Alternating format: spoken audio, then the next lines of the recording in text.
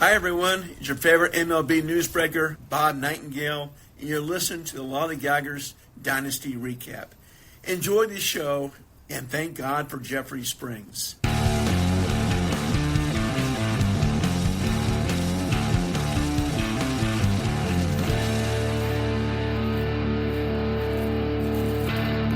Hey everybody, welcome back to another episode of the Lollygaggers Dynasty Recap. I am your host, Zang, and today I am joined by another guest co-host. It's Minh, one of our new expansion team managers. Minh, thank you so much for joining. How are you, my friend? Hey, how's it going? It's Minh, the champ once upon a time, but now kind of pleb. So good to be making here. your way, proving to be the true fantasy baseball god by working your way from the bottom all the way to the top. It's one thing to draft a team and win the league, but you're coming in as an expansion team, looking to take over. So yeah, I'm just trying to scare a couple of people, Yeah. Put a little fear in our side. Hey, with the way your team is scoring right now, man, it is you are certainly doing your thing. So we will get started, obviously, with our matchup minute. This should be a pretty jam-packed episode when we get down to the transaction tracker there, but we'll try and take a little less time around here as we recap the matchup. But we'll start off with Sault Ste. Marie versus the Washington State Winners. Washington State did take an early lead on Monday, scoring 33 points, despite a minus 22 from Christopher Sanchez, only 6 from Kevin Gausman, and a minus 6 from Tanner Scott. They got most of the way through that 33 points with 11 from Yainer Diaz and 16 from C.J. Abrams. Washington State scored 106 on Tuesday, holding their lead, while 87 was scored over on the other side by Sault Ste. Marie. Zach Wheeler had 42, and for the Locks, Taj Bradley put up 39. 99 points for the Winners on Wednesday and 96 on Thursday helped them maintain that lead, getting more strong performances from Abrams, Sal Stewart, Nate Evaldi, and Gavin Williams, leading the group with 36, while Grant Holmes had a strong 21 for the Locks. 60 and 66 on Friday and Saturday for the Washington State Winners gave them a comfortable lead entering the final day, and they would close things out emphatically, scoring 151 points to just 82 over on the other side. Noah Schultz did have a strong 20 points for the Locks on Sunday, but 22 from Kevin Gausman, 23 from both Joey Cantillo and Emmett Sheehan, and 37 from Zach Wheeler would give the Washington State Winners a 615-point week as they defeated the Sault Ste. Marie Locks 358 points. Yeah, he's just going crazy. Mike going crazy. He's going crazy. I'm just looking at his scoring for the week. I wasn't actually keeping track of every team, but I see 38 from Abrams, 20 from Machado, newly acquired, 29 from Stewart, 23 from Burleson. So just points everywhere on the hitting side, and then 29 from Kyle Carroll's. Where did that come from? So on the pitching side, everybody pitched well, and the only one that didn't pitch well was Christopher Sanchez. But I don't think that made any difference in this matchup. Yeah, and that's, that if Christopher Sanchez having an off week is your biggest problem, I think you're in a pretty good spot, which clearly Mike is. Yeah, like you said, he just scores like crazy. 6-15 in a huge week. Zach Wheeler, the number one potent pitcher with 79 there. Esmeralyn Valdez, a little bit of an interesting case where he was a part of the Locks for part of his number 4 best batter run with 45, just 5 points with Sault Ste. Marie. But like you said, crazy stuff from Washington State. I think, here, let me check quickly, close to 400 points over the next highest scorer. So Mike is on an absolutely different level here. Save some for the rest of us, come on now. I know, come on, leave a few of the points. And like you said, getting such strong performances from, guys like Cole Carroll. He has the big names, and we know that, but he also does a really good job finding kind of those hot bats and picking them up at the right time and dropping them at the right time. So, obviously, look, pretty high scorer here, highest scorer and lowest scorer for the week. And it was the biggest blowout because of that, naturally, 257 points separating the two of them. So, Obviously a tough week for Chris Sanchez, but the winners move on strong and continue their winning streak that they've got going. The St. Petersburg Tropopologists will be next, facing off against the Southwest Kansas Rabid Coyotes.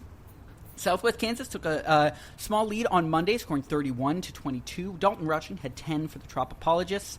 And on Tuesday, the Tropopologists did take away that lead, scoring 49 points. 22 from Skeens, 23 from Skubal, and only put down a little bit by a -17 from Sam Bachman. Southwest Kansas, however, scored 99 on Wednesday, taking that lead back on 32 from McClanahan and 33 from Jake Bennett, while Seiya Suzuki had a strong 11 over on the other side. Same would be true for the Tropopologists on Thursday, as Seiya had 14 with Trevor Rogers putting up 22. Casey Schmidt's 14, however, was enough to keep Southwest Kansas in the lead, and the same would be true on Friday, as they scored 35 to hold that lead entering the weekend.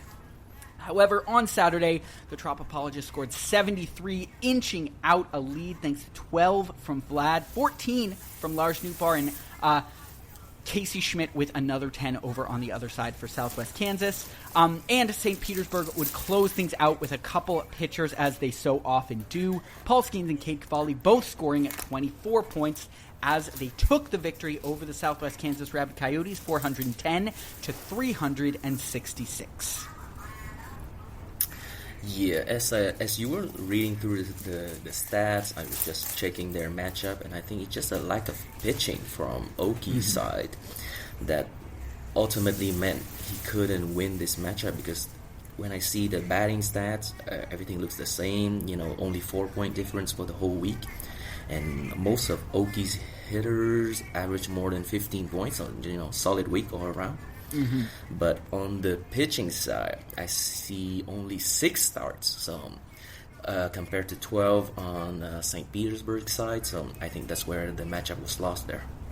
Yeah, the starts. Look, I mean, I obviously, you were not in the league last year, but I'm sure you've heard us all talk about how St. Petersburg was kind of just this monster in terms of pitching. And Skeens and Skubal having down years, again, for them respectively, obviously still great pitchers, but, contributes to that a little bit. But A, they're coming into shape, and B, they've still got a really strong staff, even when those guys aren't putting in, those super performances. Still 46 from Skeens, 36 from Skubal. They're still doing great stuff, and it does seem like that pitching staff is turning around for the positive a little bit. I don't hate Mike's prediction that St. Pete might go on a little bit of a run here, and although, it was obviously a strong start early for the Rabid Coyotes, I do think, trading away guys like Elder and Davis Martin definitely hurt. They obviously had such strong starts to the season, and have cooled off a little bit. So, Oki trying to capitalize on them a little bit, but that has definitely hurt the pitching staff, and I think you're seeing that in the results a little bit, like you said. Mm-hmm. There's only, a 50-point difference? And you can easily make that up if he has 10 starts, 4 more starts, 50 points. That he could have won this matchup if he had enough starters. Absolutely. It might also, as you're saying, be kind of one of those weeks where, the starts just don't quite line up. You have maybe 6 guys, but all of them land right in the middle of the week, so they don't get that beginning or end, the second start, and it does sometimes come out like that. So, yes. That is one of the advantages, definitely the Prius format of having a very small batter's bench and a lot of pitchers. Make sure that doesn't happen. So I remember Prius mentioning if I have so many starters, it doesn't matter. I don't have to stream anything. So yep, it came by true here. Yeah. Just got them all in there already. So definitely helps out. Yep. Well, on to an explosive matchup in the Valley Gift Lords versus the Bronx Bandoleros, our sort of honorary headliner of the week, if you will. Big matchup here for the Bronx, who are maybe looking to go on a little bit of a run, in the Valley, who are looking to get themselves back into a more comfortable position after losing out on their win streak that they had going there. So the Valley did take an early lead, scoring 74, 72 over on the other side for the Bronx. They kept it close, 41 of them coming from Cam Schlittler. Over on the other side, James Wood had 19 for the Gift Lords, and Brandon Fott had 26. Gift Lords held their lead on Tuesday, scoring 49-44 over on the other side for the Bronx, keeping it close. An unfortunate -7 for Will Warren, but 12 from Jordan Walker and 13 from Ben Rice kept the Bandoleros close, as I said. Well, did a bit of a disappointing day in only 7 points from JT Ginn on Tuesday for the Gift Lords. Wednesday saw another bit of a disappointing pitching performance for in the Valley. Kyle Harrison only put up 4 points. Michael McGreevy with 30 and Jared Jones with 33, however, definitely offset things in the positive for them as they did hold that lead over the Bandoleros. Same would be true on Thursday, despite another disappointing pitching performance. Andre Palante with a -3 for the Gift Lords, while on the other side, the Bandoleros had 21 from Ben Rice and 12 from Jake Bowers. Bryce Eldridge did have a nice 12 points as well to help the Gift Lords on their way. Friday is when we really saw the explosion, 120 points for the Valley as their batters and pitchers really went off. 13 from James Wood, 20 from Brandon Young, and 36 from Sean Burke. While over on the other side, Sam Basayo didn't disappoint with 10, and neither did Ryan Weathers with 20. The Bandoleros had their own 100-plus point day on Saturday, 119, which would not be quite enough to push them over the edge. An impressive day nonetheless, though. 17 from Yuri Perez, 23 from Cam Schlittler, 30 from batter Esmeralyn Valdez in what would end up being his final start in the Bronx. Royce Lewis and Jake Bowers each had 12 points as well for the Bandoleros, while Ezekiel Duran put up 15 on the other side. Friday was where things really got exciting. JT Ginn had another disappointing performance. This one a -5, and it looked worse early on, well into the negative teens. But the A's kind of let him out there, eat some innings, and it ended up being enough for him to work back up to just that -5. Brian Bayo came in surprise bulk for the Red Sox, scoring 18 points, putting a bit of a damper on the 27 from Taj Bradley for the Bandoleros and the 9 points from Ben Rice. It was coming very close into that final day, and what ended up being the dagger for the Valley in their 51-point day was 7 from Adrian Morejón and 10 from Mason Miller, as the pair of Padres back-end relievers did close things out for the Valley as they took a wire-to-wire win over the Bandoleros. It was, however, our closest matchup, just 14 points separating the two of them, as the Valley won 556 to 542. Yeah, James Wood, man. He's so good. He's crazy. And I'm just looking through the Valley's team, and I can't believe like he got points from Sean Burke, Michael McGreevy, Chad Patrick, Brendan Fott, like who is this? Bradley Rodriguez got 18. Yep. Like, who is that? And then he got Brian Bale to pitch well. Like, I mean, it's just crazy. And on Talk the other side, JMC, Chase Burns only 10. And and Will Warren -7, and then got traded away. So I guess it was a Ray trade. So, yeah, in the end, timed that one out nicely. Yep. So in the end, I think just a great matchup. Like I can't believe what I'm seeing is like in the last day. I was following the Discord chat a little bit, and it was crazy. It was pretty crazy. Looked like the Bandoleros were going to pull it out for a second. Then, once having those two back-end relievers is always tough to go up against because, if they get a lead, Morejón and Miller going in, they're both so good. So, they're both going to get a hold and a save respectively. And, that ended up being the ship that sank. Obviously, 17 points from those two relievers and 14 points separate the two of them. So that was a differentiator. Yeah, it is definitely a strength of Al's team. Like his bullpen, he has Duran, he has Miller, Morejón, Smith, like all gonna get like saves and holds, and they actually pitch very well, and Young too. So he's gonna get them for like many years. Yeah, a lot of young closers, and yeah, I mean, really the elite of the elite. Just traded away Josh Hader too. I mean, that's a pretty good position to be in, that you can trade a guy like that. So and like he trades away Josh Hader, and he doesn't miss anything. He doesn't exactly. care. Yeah. Yeah. So obviously an impressive win from the Gift Lords there as they continue sort of their push for the playoffs. They did have the number one best batter on the week, James Wood, who had 66 points there. 4 superlative players for the Bronx, just twisting the knife a little bit more there. Of course, this was the most points in a loss with 542 as well. Ben Rice, number 2 on that list. Take that, JMC. Yeah, but you're trying to take your title as the number one Yankee here. Push him down a little bit. Esmeralyn Valdez, man, has he been impressive. 45 points, as we said, the number 4 best batter. 40 of them came with the Bandoleros. Taj Bradley was the number 2 potent pitcher. He only had 39 points with the Bandoleros, but 66 on the week. We'll, of course, mention him again. We get to Sault Ste. Marie down there, and Cam Schlittler, number 3 potent pitcher with 64. So, oh my gosh, I know.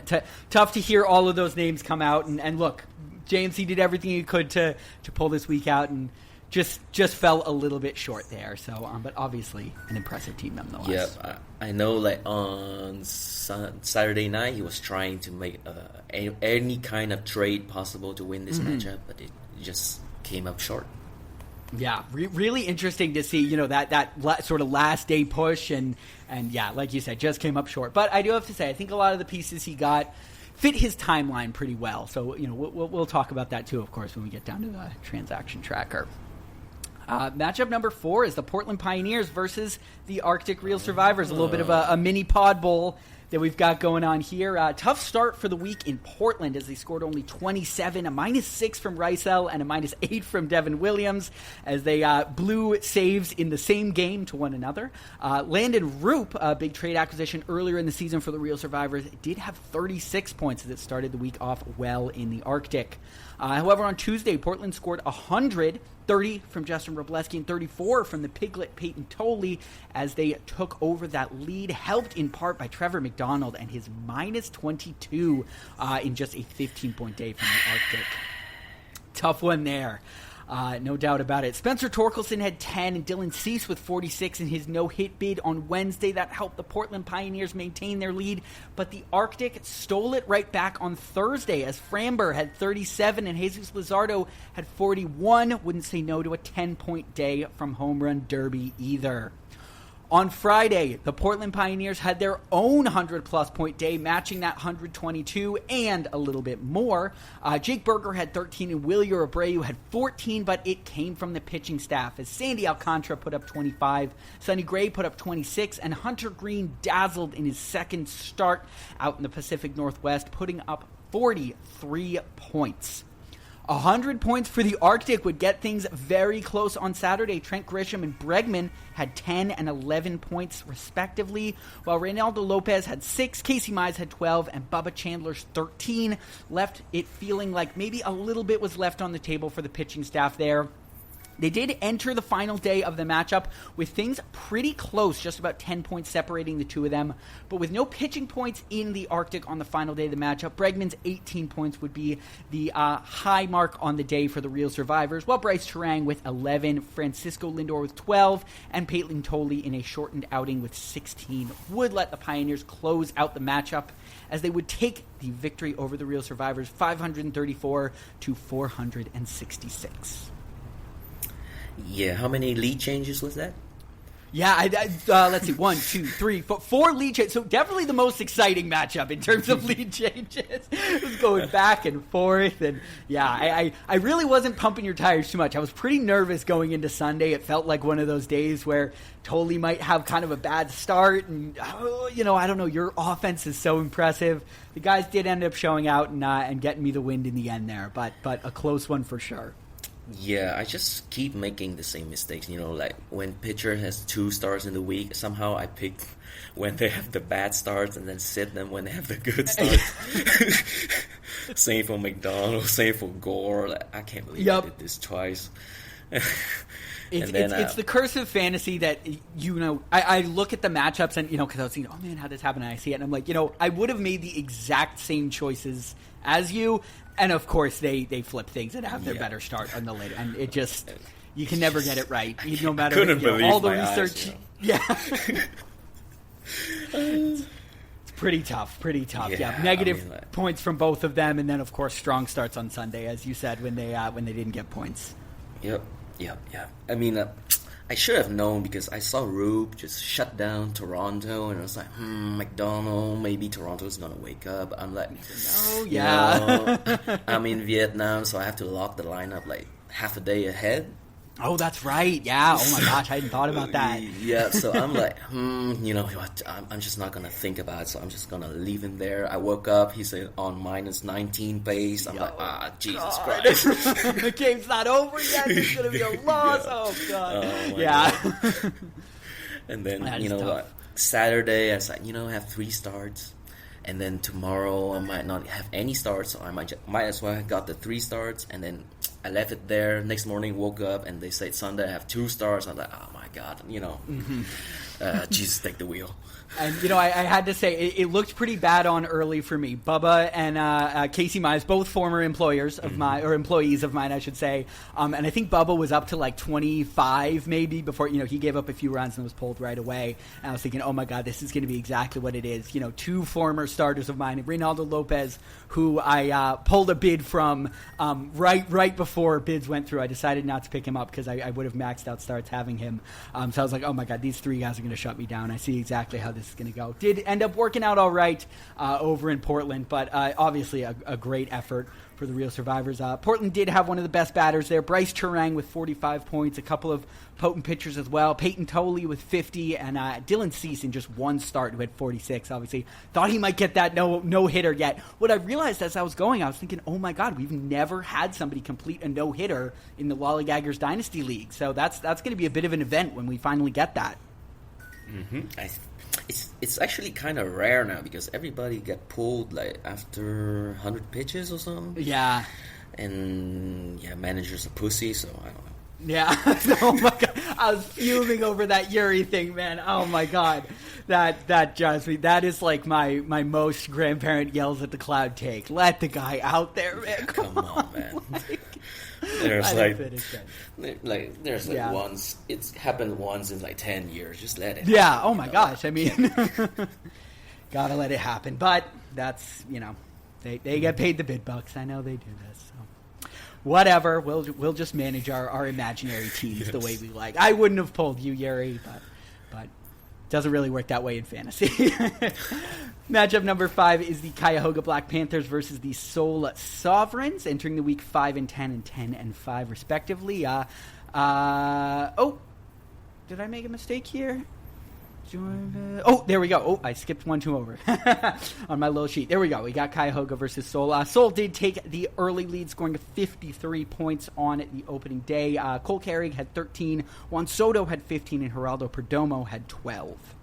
They exploded for 120 on Tuesday, 10 points each from the law offices of Yelich, Yandy, and Soto, while Andrew Abbott had a solid 21 over on the other side.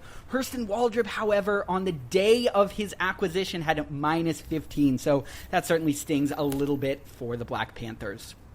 They had a better day on Wednesday as they got 19 from George Kirby and 22 from Christian Scott, while Troy Melton had a strong 29 points for the real survivors. On Thursday, 32 points for the Cuyahoga Black Panthers was not quite enough to overtake the Sovereigns, as Bryce Miller put out a minus 1 point day and a bit of a disappointing start for him there. Caleb Killian blew a save for the Sovereigns on Friday, taking away 15 points from their final score. But their 86-point day would be enough to maintain that lead, and they would do the same through the end of the weekend, getting 30 points from Pete Lambert on Saturday and a strong 23 total on Sunday, or a strong enough, I should say, 23 points total on Sunday to close things out as they do go wire to wire in a victory over the Cuyahoga Black Panthers, 440 to 366. I see a lot of disappointing result on the Cuyahoga side, like 12 from Tatis for the whole week, 4 from Bogarts, like, 5 from Ian Happ, and minus 4 from Kaiser, like only 8 at-bats for the whole week. Like, that's droppable offense. Yeah, so that tough stuff. And then on intent side, I think it's just solid all around. I watch his team, and I know he's complaining. He's like 11th in scoring, but whenever I see his matchup, he's always in that 400 to 450 range. Like he never get below that, and he never get above that. So Yeah. it's just consistent all around. So because of matchups and everything else, like, if you score 420 and the other guy have a bad week, then you don't need to outscore him by 100 points. So Yeah, exactly. The formula is working well for intense. It definitely is. It's been a really awesome season in Seoul. Last year didn't totally go how I think he wanted things to. Started off pretty strong, had a bit of a dip, and then kind of surged back, bought a little bit at the deadline, didn't end up totally working out. But like you said, it is a strong and very, very consistent team. And some of fantasy's luck, and he's got a little bit of devil magic going. He pulls everyone down to his level. He just pulls them down to that mid 400s. And like you said, when he's getting kind of 400, 450, 480 every week, it's enough to sneak out. And he is comfortably in a playoff spot right now. And honestly, too, we give a lot of credit as well to really strong lineup construction. He's just got a strong lineup that through and through, as you said, consistent, kind of puts in the stuff. And starters who I think they eat a lot of innings, not a ton of the crazy high end names, but guys that kind of get done what needs to get done. And that's kind of led him to this point. Yeah, but our league kind of favors those guys though, the unsung heroes, definitely, go 6 innings but have a quality start, so you just get 20 points every time. You don't need to go crazy 12 strikes out every game. Mm-hmm. Yeah, we are enjoyers of the Chad innings eater here in Lollygaggers Dynasty. The Bassett of the world, Yes. What was the? Oh God, what was his name in that foolish video? Jordan Lyles was the guy he had as the example. Jordan Lyles just every 5 days eats 6 innings and does the job. And we are Jordan Lyles enjoyers. Yes, we are Jordan Lyles enjoyers here. That's right. So good win there for the Sovereigns as they continue and comfortably settle themselves into 3rd place in the league right now. 6th matchup for the week. We've got the Joinville friendly Capybaras taking on the Fenton Melonheads. Melonheads scored 90 on Monday, 23 from Shane Drowan, 25 from Elliot Ramos, and 19 from Matt Olson. Curtis Mead had a strong 16 points over on the other side for the friendly Capybaras. Ivan Herrera had 10 for them on Tuesday, and Jose Soriano had 23 over on the other side as Fenton maintained their lead. Same would be true on Wednesday and Thursday as the Melonheads put up 52 and 77 points. Bit of a flip in the scores on the other side as Joinville put up 71 and 47 over there. Bobby Witt had a nice 10 points and Noah Shanuel with 27. Sean Mania showing up vintage form with 29 on Thursday for the Melonheads. Zebby Matthewson disappointed a little bit with only 4 points on Friday, but the 46 points would be enough to hold on to that lead, and a explosive 104-point performance would finally push things over the edge for Fenton, as it would give them a comfortable lead, 32 from Libertor, 16 from Jordan, 19 from Shane Drowan, and it would push the Joinville-friendly Capybaras to accept a trade and officially enter seller's mode. Strong Sunday as well from, strong Sunday from the friendly Capybaras with 46 points. Bit of a slower day in Fenton as they didn't have any pitcher points there, but it would be enough for them to still close out the matchup 489 to 391. Yeah, it's a much needed win for the Fenton because I think they have been sliding down the standings for 3 weeks now. Definitely, yeah. They had a tough June for sure. Mm-hmm. He's a fan of Boone. Yeah. He's living the Yankees experience. Living the Yankees dream. June swim there. Yeah. But when I see their stats for the week, the hitting side is actually pretty even. 242 points for Joinville, 235 for Fenton. So it was not there that was the problem. And Fenton even have a minus 15 from Spaghetti, so it's but just no help at all from the pitching side for Joinville. Only 150 points compared to 250 from Fenton. So there's the win right there. Yeah, exactly. Yeah, the guys you kind of hope you can count on for Joinville, Logan Gilbert, only had 11.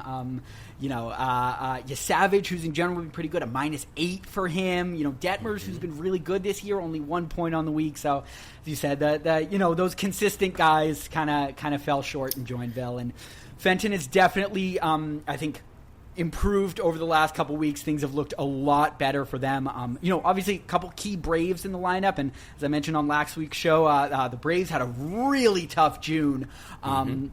So that definitely affected Big Peach and the Melonheads there. But that team seems to be rounding back into form, and I said it while they were having a tough time. I think this team will be fine, and it certainly looks like they are doing well here. Shane Drowan is a name to keep an eye on, man. I love him.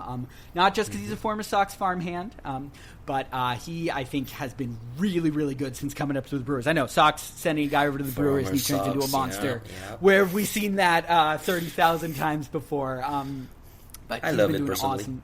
Yeah, I thought you might be an enjoyer of that. Yeah, a lot of Schadenfreude for you guys over the last couple of years when it comes to our trades. But I will say, home run derby, figuring it out a little bit has made the Kyle Harrison scenario hurt a bit less over the last month or so. That was a tough couple months on Twitter while Harrison was striking out like 30 guys a game and Caleb Durbin was just grounding out to second base every night. I was like, oh my God, kill me.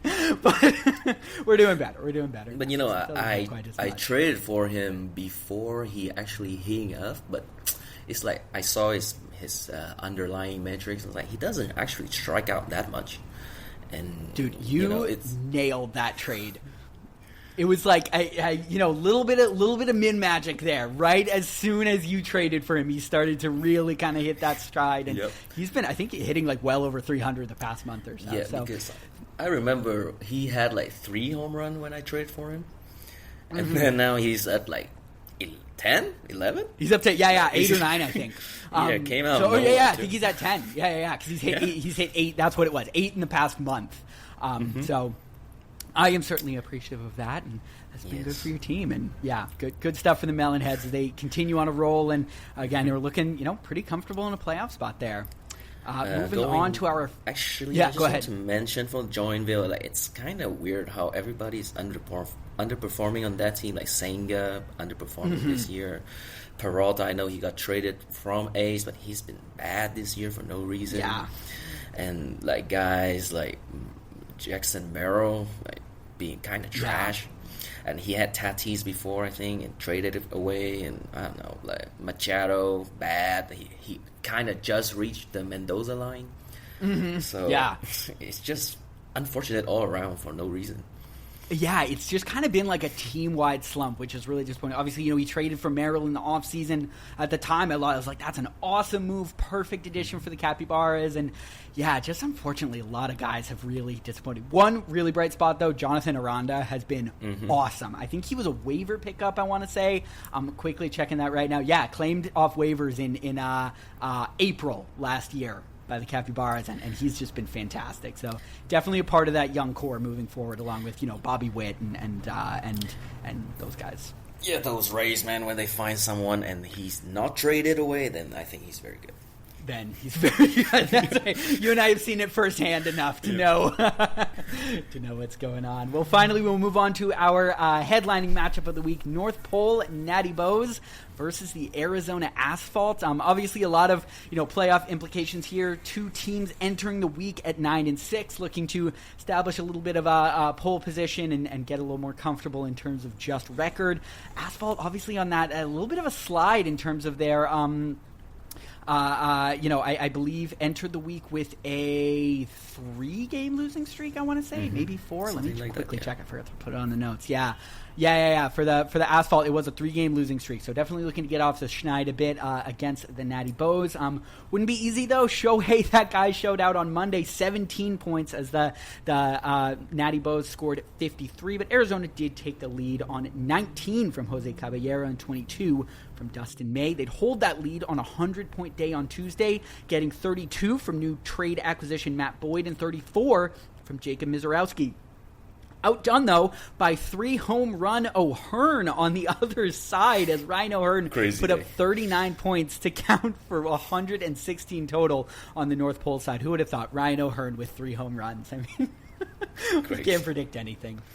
Foster Griffin, also a recent trade acquisition, put up 37 for the Asphalt as they held their lead through Wednesday. Ellie De La Cruz had 16, and Luis Garcia had 17 for them.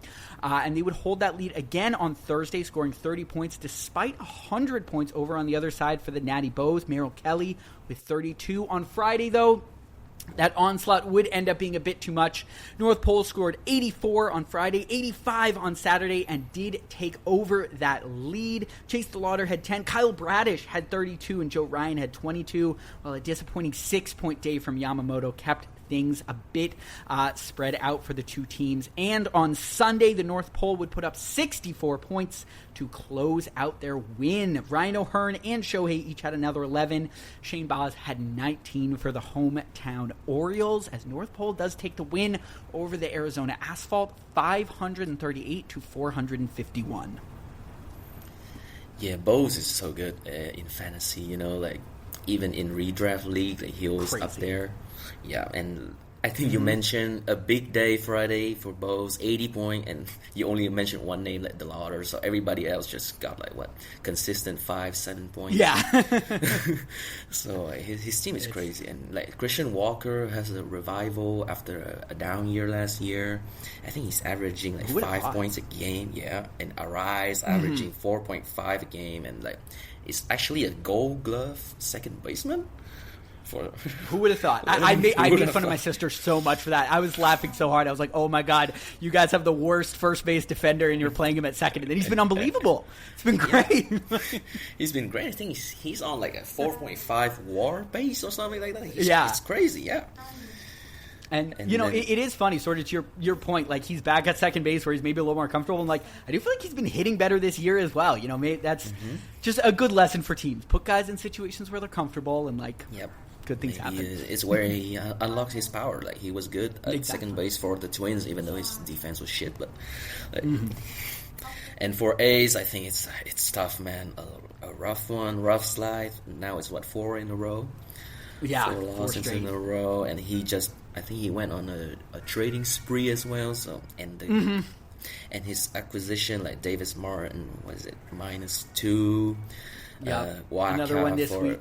Yeah, Michael Wacha for a first, but for -1 point. Mitch Keller for a first, and he didn't pitch this week. It's getting rough there. And he had to trade away Freddie Peralta, who is young and has a lot of potential as well. So it's not looking good. Yeah, this slide definitely put him in a tough position where he's got to kind of pay big for a consistent guy like Mitch Keller, for got to give up an arm in Freddie Peralta. Obviously, again, we'll get down to that soon, but like you said, he did, I think, go on a little bit of a trading spree to kind of hope to settle things down, and it didn't quite work out. What I will say, if I can put my positive spin on things for Ace, this is the first one in this winning streak where he's really lost. In the others, it was.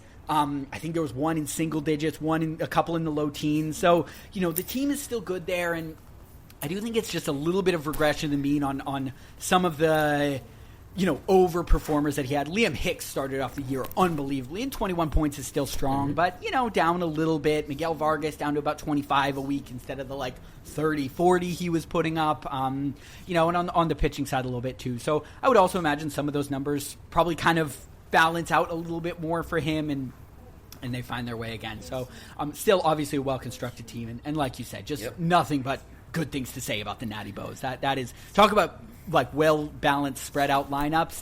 They've got everything you want. Yep, and then there's a hidden guy on the pitching side, Shohei. He just keep getting points, but you don't see it because he's sitting in the pitcher spot. So yeah, I would love. Someday when I'm really bored, I'll have to go in and add up the the utility player for the Natty Bows, how many points they scored from that position over the season, to see how many additional points they got. Because obviously Shohei would normally have to be in that spot, but that's just an extra batter spot that they get, and it definitely helps with that consistency there. So that is the matchups for the week. Min, do you want to read out the standing segment for us? Let us know where everyone's standing. No, I'm sad when I look at the standing. Let me see this. Yeah, it hurts just a little bit. I don't have a leather couch and a box of tissues for you, unfortunately. But maybe I don't know if putting down others helps you at all. Therapy. But. It's so sad. I'm sitting on the floor in my hotel. Yeah. Bad internet. Back wide. Yeah. So for the standings, at 12-4, the Washington State winners, living up to their name, at first place, along with the Portland Pioneers of yours truly, Mr. Zang. In third place, Seoul Sovereigns 11-5. In fourth place, the North Pole Natty Bows at 10-6, along with the Fenton Melonheads just coming back this week finally in the win column. In fifth place, Arizona Asphalt sliding, get back on the pod ace. I think that's how you win. So 9-7. Yep. The seventh spot, the Valley Gift Lord continued to climb very strongly. I think they were 4 and 6. Yeah. And now they're at 9-7, and pushing for that playoff spot. The Southwest Kansas Rabbit Coyotes continue to slide to 8th place at 8-8. So 8th place, 8-8. Actually, very nice. Lucky 8. Yep. The Arctic Real Survivors 7-9, solely on the 9th spot. By myself, lonely. St. Petersburg Tropopologists at 6-10, along with the Bronx Bandoleros. It's kind of interesting to see two teams who had high expectation early in the year and now are sitting in the same spot. At 10-11, Cuyahoga Black Panthers 5-11 at 12th place. The Joinville Friendly Capybaras at 4-12, and the Sault Ste. Marie Lux, a little bit of French there, for sitting at 3-13 in last place. Snaps for the pronunciation. Love that. Yeah. So there you're standing. Yeah. The Valley Gift Lords only held out of a playoff space right now in terms of total points scored. They have 7,489 on the year. The Asphalt have 7,576. So just under 100 points separating the two of those teams there. So those racking up those points will definitely continue to be important as we kind of come down the stretch here. Quickly, we'll move over the bench blunders. Michael Massey had 12 points on Tuesday on Fenton's bench. Cooper Pratt had 16, also on Tuesday for Southwest Kansas. And AJ Ewing, a 20-point day on the bench on Tuesday for the Bandoleros. I'm sure that certainly hurts with a 14-point loss coming in for them. Carson Weisenhunt had 18 on Sault Ste. Marie's bench on Thursday. Erod had 22 on the bench for the Asphalt on Friday. Again, one that hurts in a narrower loss, although obviously not in the 20s there. And Tanner Bybee did have 26 on the bench on Saturday for the Valley Gift Lords. We do have an honorable mention. The whole damn league, all of us land on the bench blunders list this week because Tristan Peters was left on the waivers and hit for the cycle, scoring 25 points on Friday. So I was like, oh my God, who has Tristan Peters? I go to look it up. I could not believe my eyes when I saw that little green The plus Void there. has Tristan Peters. The Void. So we all get a little slap on the wrist there for not picking up All-Star Tristan Peters. Apparently, I didn't even realize. Yeah, it's crazy. I think he has I know. 5 WAR or something. I know. I couldn't believe it. Those White Sox are pumping out creative players like nobody's business, man. They've got 2 Montgomerys and these guys, 5 WAR guys who I barely heard of. Like they've got something cooking over there. Mm-hmm. Yeah. Over to the claims corner, we've got on Monday, Royce Lewis returns home to the Bronx. I have to say, that made me so happy to see JMC got Royce Lewis back. That's been his guy for like 4 years in fantasy, so nice to see him make his way back there. Colin Rea for $10 went to the North Pole, and Kyle Karros went for $14 over to the Washington State winners, beating out an $11 bid by Cuyahoga and a $1 bid from the Bronx. On Thursday, we saw some pretty big money bids as George Soriano went for $30 to the Valley. Also, another relief pitcher, Kenley Jansen, went for $30 to the Valley. William Kempner went for $10 to Joinville, and Garrett Mitchell went for $20 to Joinville. Something I'm just keeping an eye on as we enter, let's see, I think 6 weeks left. Is that right? Wait. Let me do a little quick math here. 5 weeks left. For 5 weeks left. The Valley Gift Lords are down to $44 total. So just something I'm keeping an eye on as obviously we approach the, start to approach. It's funny to me because I think he spent like 60 on Kenley Jansen alone, just signing him, dropping him, picking him back up. Yeah, it's pretty funny though. Yeah, he's a closer, and I yeah, boy, and he's had quite an up and down season. Things started off rough, and then he kind of figured it out Kenley style, and then maybe not so. Yeah, but just something to keep an eye on. Then again, like, good for Al Martinet spending what he's got. Like, after the season, obviously it doesn't carry over. So ideally, you want to end the season with not too many. But as the playoffs come around, it might not hurt to have a little bit of extra spending money to put on there. So.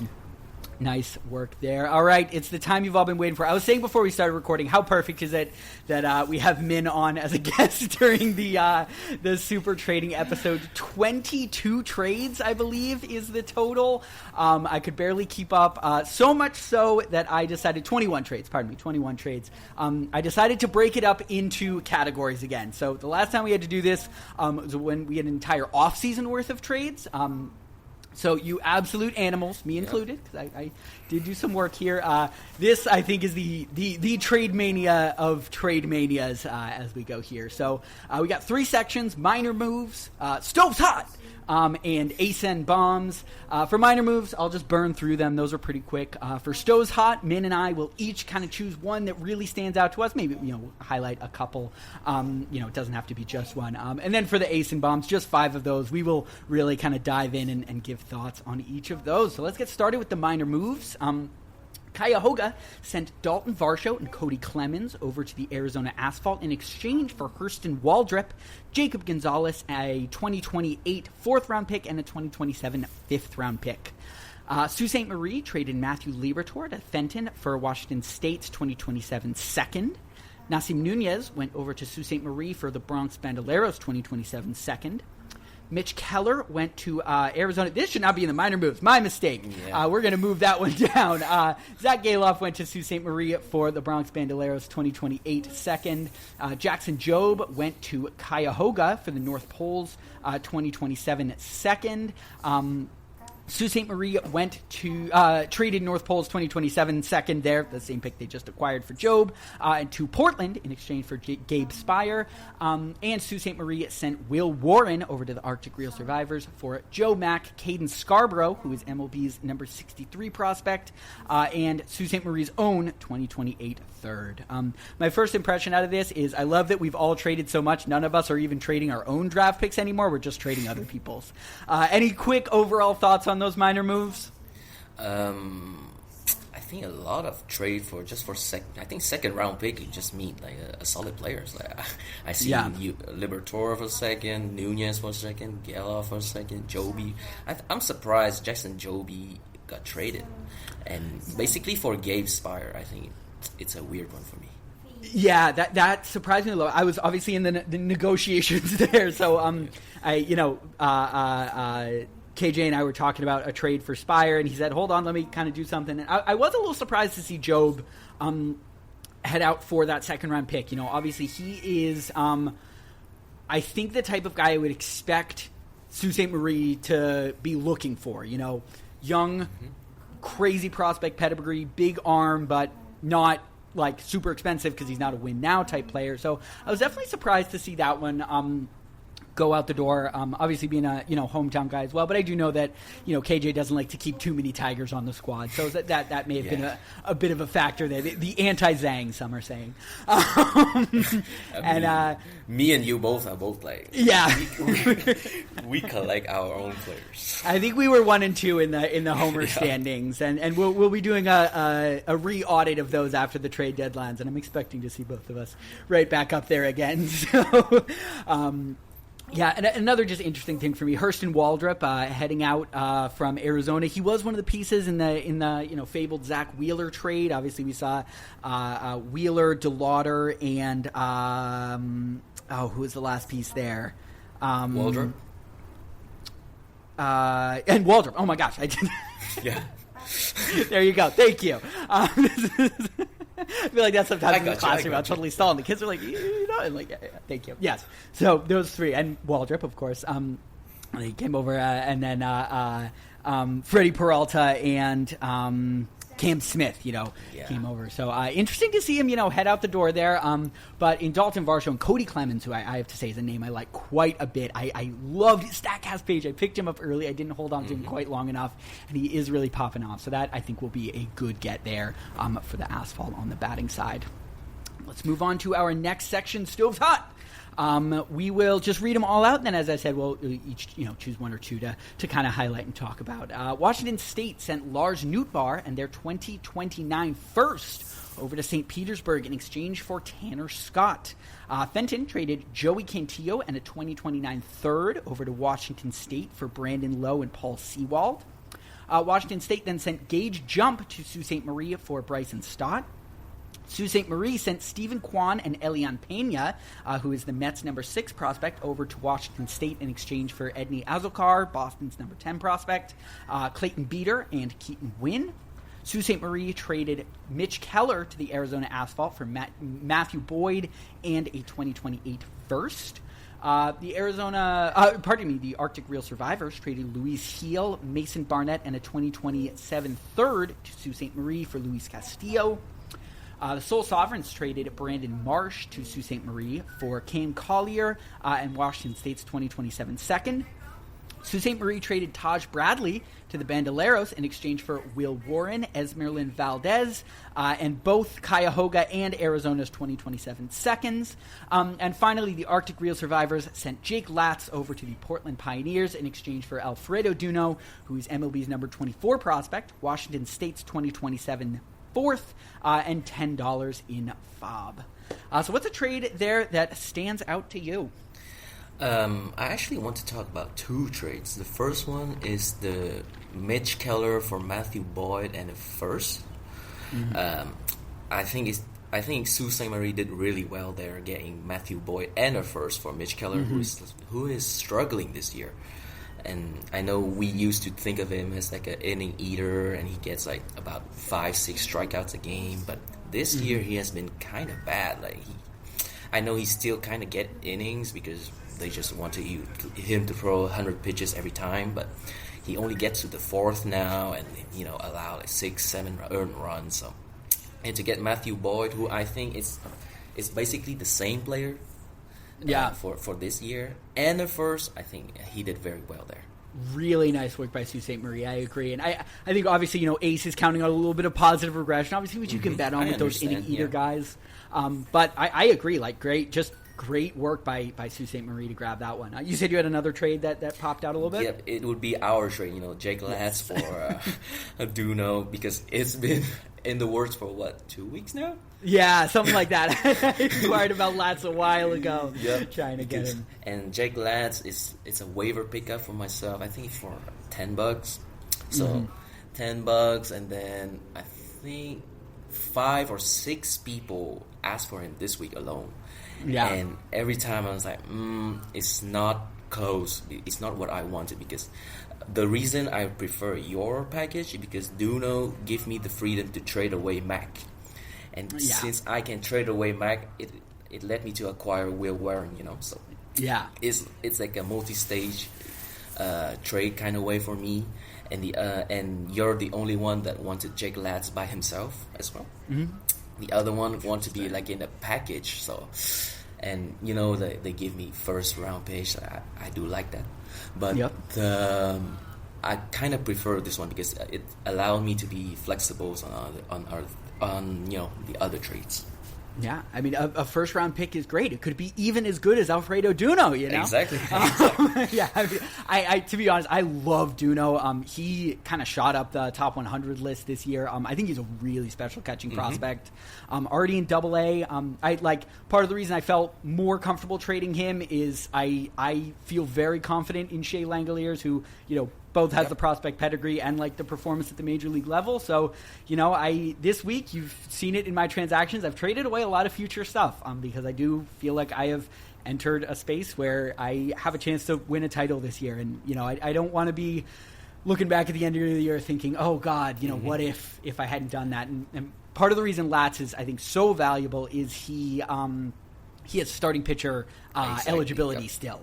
So not only do I get another closer, which frankly I lacked outside of Devin Williams and Raisel Iglesias, but I get a guy that doesn't take up a reliever spot to do that. So I was very happy to get Latz. I did when you were saying, I'm going to see how things go this week. If I lose to Zang, I'll trade Latz. So I kind of felt like I was fighting for like this big trade acquisition. Fighting for your life there. Yeah, fighting for a big playoff push. So I obviously like that one. Really on both sides as well. I think Duno is a great piece there for you, and Latz helps me down the stretch. A couple I'll point out. I was a little bit surprised again with a Sault Ste. Marie trade as he sent out Taj Bradley, who is young. He is obviously did not live up to the billing in Tampa, but has really put something together in Minnesota. There's something about that Tampa pitcher going to Minnesota that they fixed Joe Ryan, they fixed Taj Bradley. Mm-hmm. He's been really good, and I did kind of expect him to be a piece of the future for Sault Ste. Marie. And he got a great return. Will Warren, obviously, who then was later flipped for a little bit more. And Esmeralyn Valdez, who we mentioned how great he's been in a couple of seconds. I feel a little bit like KJ right now has a lot of liquid assets and not as much like in the cornerstone players he can really count on. So as somebody, I think it's very entertaining to talk about these trades on the podcast. I'm excited to see how he kind of works to put all of those liquid assets, all those draft picks and prospects into sort of getting the players that'll kind of be pillars for his team. But that one did surprise me a little bit. And then another one I'll just shout out is the Stephen Kwan trade. Mm-hmm. I know Mike and I talk a lot as we trade. We both get pretty in deep with the stuff, and I know that Elian Pena was a guy he was actually pretty hesitant to part with when he originally traded him. So I know he was really excited to get Pena back there. And also, a guy like Stephen Kwan there. And I do know that Keaton Wynn, again, having a family member who's a pretty big Giants fan, I know that Keaton Wynn is a name they really like out there in San Francisco. So that is certainly a team to bet on when it comes to pitching, or historically has been. And with that big ballpark, that never hurts. So some nice gets there. You never know. Maybe Mike is gonna revive Kwan. Because exactly. Yeah. Hey. Bad this year. It's been a tough start there. Yeah, it's crazy. Yeah. Which is surprising, for a guy who it feels like he's always had such a high floor, with the high contact approach. You're like, he's always going to kind of put in that 450-ish points a year, and yeah, definitely a tough start. So we'll see how strong Mike Sauce is. I'm pretty sure early in the year I saw a 3 strikeout game from him, and it's like swinging, strikeout swinging. I was like, ooh, this is different. So unlike him. Yeah, I did not see this from Kwan. Usually it's like maybe a strikeout looking here or there, but he was striking out swinging. I was like, oh, this might be might be why Cleveland doesn't want to sign him to an extension. Yeah, maybe a little peek into their window. All right, well, let's get down to the big ones. The ASEN bombs. Let's start with the first one. The Valley Gift Lord sent Nick Gonzalez and Josh Hader over to the Washington State Winners in exchange for Tanner Bybee and Angel Gomez. So, obviously, as we talked about earlier, Washington State getting a little bump in their bullpen there with Hader and a strong infield improvement in Nick Gonzalez. Who I really like. Move on to the next one. Joinville-friendly Capybaras traded Manny Machado. Finally moved off that Machado asset over to Washington State in exchange for Cole Young, Fenton's 2029 third, and $10 fab. A little bit of insight here.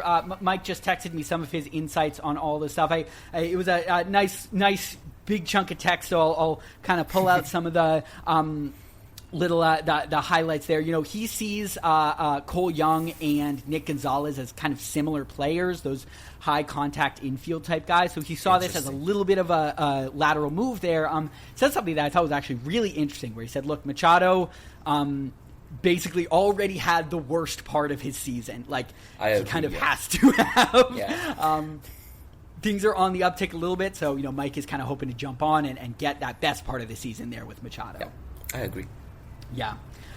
Very, very nice work. A huge one here. Joinville traded Michael Wacha over to the Arizona Asphalt in exchange for Freddie Peralta and a 2027 first.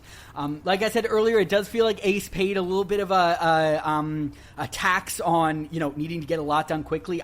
I would have expected Wacha, frankly, to go for one of these assets, either a first or Freddie Peralta. So awesome work for Joinville to get both out of there. Obviously, it has been a disastrous year for Freddie Peralta. And Wacha is exactly what a contender needs. So I don't think it is a bad acquisition by Arizona at all. I really like that they got Wacha. I think he'll do a lot to really stabilize that pitching staff.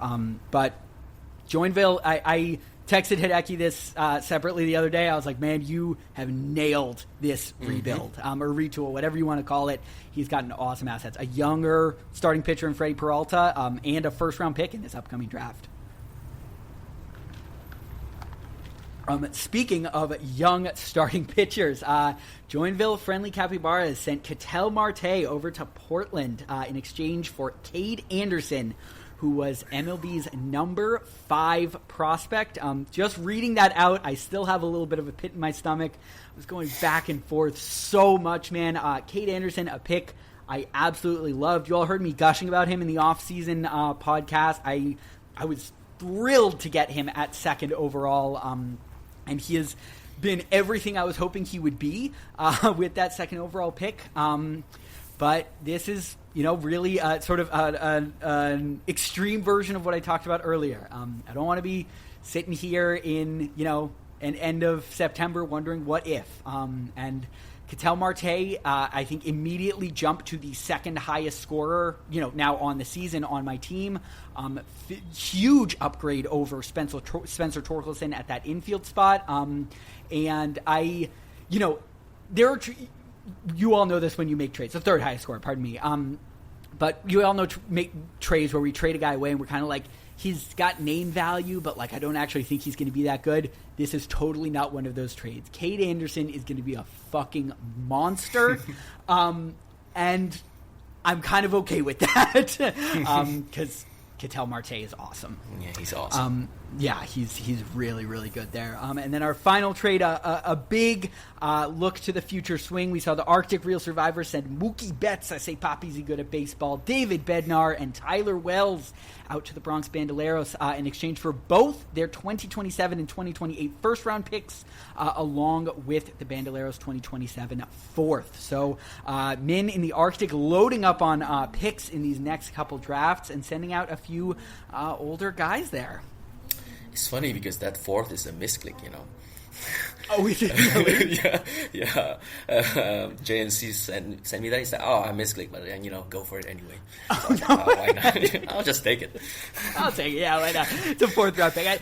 Those later picks are definitely, they're kind of like sweeteners in deals. Look, you can get decent guys. I still laud myself on Anibal Gomez, who I ended up getting Raisel Iglesias for. I took him with a 7th round pick. I feel pretty good about that one. But those 4th and 5th round picks are sort of extra things. And I know JMC has, I think, said to me in trades after him a trade, and he was like, "Dude, the 4th and 5th rounds don't exist to me. You could send me. I'll send you 1,000 if you want."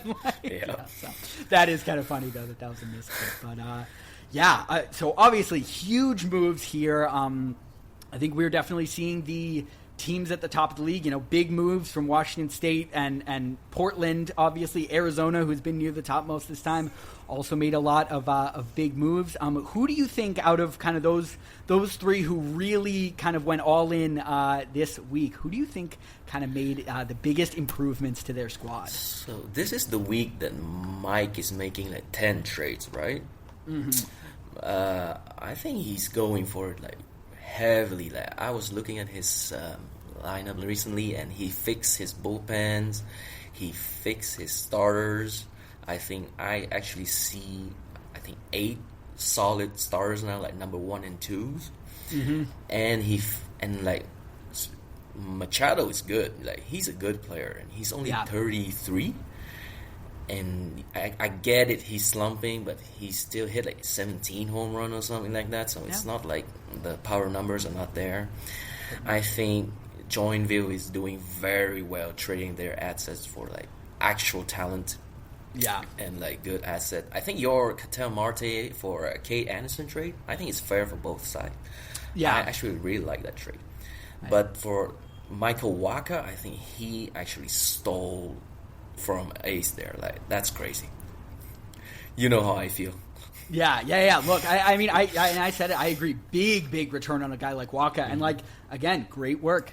Waiver pickup last year, held on to him, and look what that gets you—a first-round pick and Freddie Peralta, who I do think will. I think maybe New York is not the place for him. Yep. Perfect acquisition for a team like Joinville, who I think has accepted this as probably not the year, but hey, next year maybe he's in a better spot. And I'm telling you, 2 to 3 years from now, that is going to be a team to really look out for. Cole Young, who I've got a ton of belief in. Still got Owen Casey. He's got Will Smith, who's obviously great. And then I said what I said about Kate Anderson. I love him. He's going to be a monster. I'm glad to hear from an outside perspective. I really do think it's an even trade for both sides, just one that's kind of good for where, each team is in their cycle right now. And don't forget Trey Savage, either 22. Like, he's got a lot of really good pieces for the future. So I'm excited to see what Hideki's putting together. I know Cade is good. Like, he's a good prospect right now, but the Mariners, I think, has like 7 starting pitchers they can use. So he's not going to be an impact for the next 2-3 years. I don't think so. And Cattell is going to help you this year, next year. I think like 3 years. Yeah, exactly. It just kind of fits our cycles with where we're at. But honestly, I would say the biggest barrier to Kate Anderson making the majors is like a spot in the rotation. They have so many good starters, they're not a team that kind of needs to push a guy like that up. So, but when he makes it, keep an eye out. That's going to be great there. So yeah, I think you and I agree that that is the sort of selling team that improved their future the most. I do have to say I'm fascinated to see the dynamics of you having the first round picks of JNC for the next 2 years. I think just for pod content, that's going to be a lot of fun to keep an eye on. I wish he lose all his matchups. Yeah, you're on the hate watch train for the next 2 years. I mean, it's easy. I heard what he said about me on the podcast. You heard it, yeah. I heard him. Min doesn't forget, don't worry. I do not forget. Well, let's move on to next week's notes, and it is a doozy of a week. Of course, you all remember from last year, this is our long week coming out of the All-Star break. We get a little break here Monday, Tuesday, Wednesday, but things start back up on Thursday the 16th, and it goes all the way through the following Sunday on the 26th. So it is an 11-day matchup there. 16 starts per team, so obviously everyone gets quite a few of their guys in. Our first matchup of the week is the Arctic Real Survivors versus the Southwest Kansas Rabid Coyotes. And a fascinating matchup here because both of these teams are on 4-game losing streaks. So the Real Survivors at 9-7, Asphalt at 9-7, and the Rabid Coyotes at 8-8. Both of them looking to break that streak. So one of them, that's good. One of them's going to break a losing streak. We love to see that. Pardon me. That's the Real Survivors. Damn it. I got a little mixed up. Pardon me. The Real Survivors versus the Rabid Coyotes. So the Survivors are on a 1-game losing streak here, and the Coyotes there. I mean, you're not saying Arsenal, so I commend you for that. Yeah, I'm actually really proud of how much better I've done. Those first 2 weeks, I was like, oh my God, it's going to be 3 times an episode. I'm going to be saying Arsenal in the ARS. So I've caught myself a few times. If you hear a little pause before I ever say your team name, I definitely caught myself almost saying Arsenal. So, speaking of Arizona, that's why I got mixed up. They were next on the list. They are facing off against Sault Ste. Marie, looking to get off their 4-game losing streak. Sault Ste. Marie on a 2-game losing streak at 3-13. The Bronx Bandoleros are going up against the Cuyahoga Black Panthers. Bandoleros are at 6-10, Cuyahoga at 5-11, looking to even themselves in record with the Bronx. Fenton Melonheads will look to stop the surging St. Petersburg Trop apologists as they face off against a playoff team. St. Pete obviously making a little bit of a push, as we know, 6-10. 5 more weeks to go. I don't know, 11 wins might get you in. You never know. The North Pole Natty Boats will be taking on the Valley Gift Lords. An interesting matchup there of 2 teams in record, both in playoff positions. North Pole obviously more comfortable up there in 4th place at 10-6, with the Valley just outside based on total points scored at 9-7. The Seoul Sovereigns will take on the Joinville Friendly Capybaras. The Sovereigns at a comfortable 11-5 in 3rd place, with Joinville down near the bottom at 4-12. And look, I said I try not to censor myself too much. If this isn't a headliner, I don't know what is. Washington State at 12-4, facing off against Portland at 12-4. It is a 1-2 matchup, tied in record. Washington has won 8 straight. Portland has won 6 straight. This is a matchup for first place in the league. Whoever wins this matchup gets first place and gets sole possession of first place, which is pretty huge. Like, that means, they would have to lose another game to potentially risk losing out on that more comfortable first round. So a huge matchup for both teams, and of course it comes on the week when we get 16 starts. So I'm expecting some pretty serious fireworks between those two. I am shitting bricks thinking about facing Mike for an 11-day matchup, but I am very excited. I think it should be a lot of fun to keep an eye on. Other than, of course, that one, what's a matchup you got an eye on for the long week? I'm looking at North Pole versus Valley Gaylord and the Arizona Asphalt versus the Locks, because if Ace lose this one, I think he's gonna blow up. Yeah, I think we're starting to get into a little bit scary territory there. It's scary for him now, and for North Pole and Valley, I think it's a bigger matchup for Valley. They kind of need this one. I don't think Bowles he can take a loss, but for Valley Gaylord, it's a big one. If he can win this one, I think the rest of his schedule should be opening up for him. So it's a big one for him. Absolutely. The one I've got an eye on is Fenton versus St. Petersburg. I do think it is a tough matchup for St. Pete, who's obviously looking to, sort of surge and move up here. Fenton is a tough matchup where I do think St. Petersburg might have a little bit of an edge, or maybe not an edge, but some extra oomph behind them. Is with 16 starts, they can get a lot in there, and all of their guys are going to have 2 starts. And, for a team so built around their pitching, it'll be interesting to see what the Tropopologists can put together. I do think it's a good time to catch Fenton. They're kind of on the down. Their early start with Soriano and Vasquez, on fire. They have both been cold. So, and I think Vasquez got dropped. So yeah, he did. Yeah. St. Petersburg is catching him at the good time. Interesting. That should be a fun one to keep an eye on. Awesome. Well, Minh, thank you so much for joining. It was great to have you on. Obviously, that there was that mix-up a few weeks ago where we missed out on having you, so I'm glad we made it happen. Good luck in your 11-day matchup, and welcome to the league. It's been so great having you. Yeah, thank you for having me. Thank God the internet held on. Yeah, you did great. Because I saw the bar went down to 1. For a couple of times, I was like, oh, God damn it, I missed it. And when you played the intro, I couldn't hear it. I couldn't hear Bob. No. But the miracle of technology, from Portland to Vietnam, and we're able to chat Dynasty Baseball. So it was great to have you on. Have a great one, and enjoy your little break, and we'll see you all soon. Thank you. Have a good one, everyone. You know what that makes you, Larry? Lollygaggers.